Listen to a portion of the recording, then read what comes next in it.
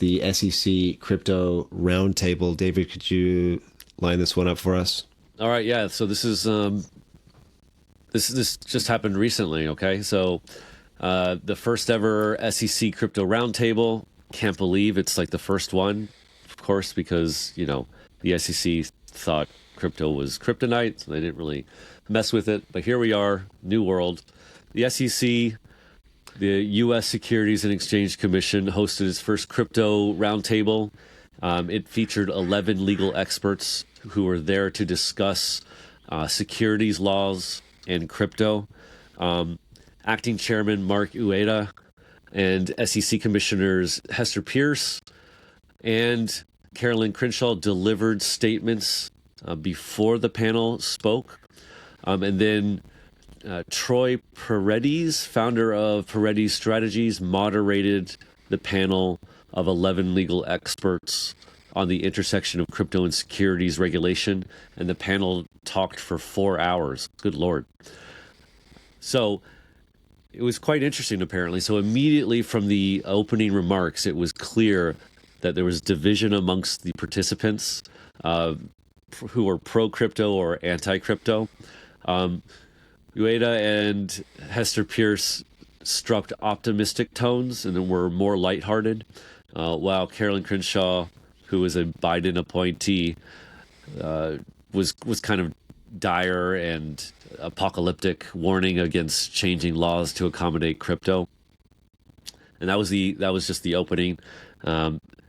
As for the panel, you had crypto critics like John Reed Stark, Benjamin Shiffman, and Lee Rainers, who argued that most crypto assets clearly fall under the Howey Test definition and should be considered securities. That's old news, right? We've been hearing this for years. I personally like John Reed Stark. He's a great follow on Twitter. I've followed him for at least 3 or 4 years, and I think he says a lot of good things. But again, they've been saying this for a long time. On the other side, you had pro-crypto lawyers advocate for, quote, regulatory humility, end quote, with some suggesting that the Howey Test may be outdated for evaluating these kind of new digital assets. I think irrespective of what was actually said at this crypto roundtable, I think the real significance of this is, I think, as you alluded to at the start there, they're actually at a table talking, and there seems to be rational discussion of the points. That's right. And therefore, we might actually get to something that makes sense here, rather than what we've seen over the last, whatever it is, 8 years of just like gaslighting by the Gensler admin of the SEC under Gensler. Can you believe that he, after being ousted from the SEC, he's going back to MIT to teach financial services? I can't believe it. Anyway, yeah, I agree with you.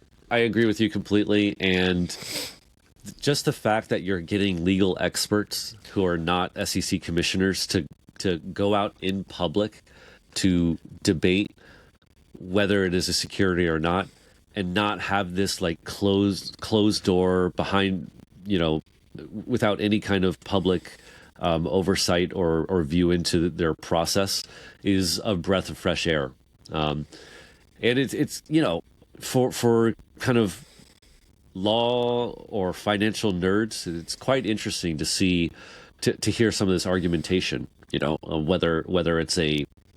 whether these things are securities or not. Honestly, it's difficult. I think it's a difficult thing to do, but the hope is within the next 4 years, hopefully much sooner, we'll have like kind of clear codified rules, or maybe like even an improved upon modified Howey Test to really make it concrete. How do we classify these digital assets, right? Because even now it's not clear. And this roundtable shows that it's not clear,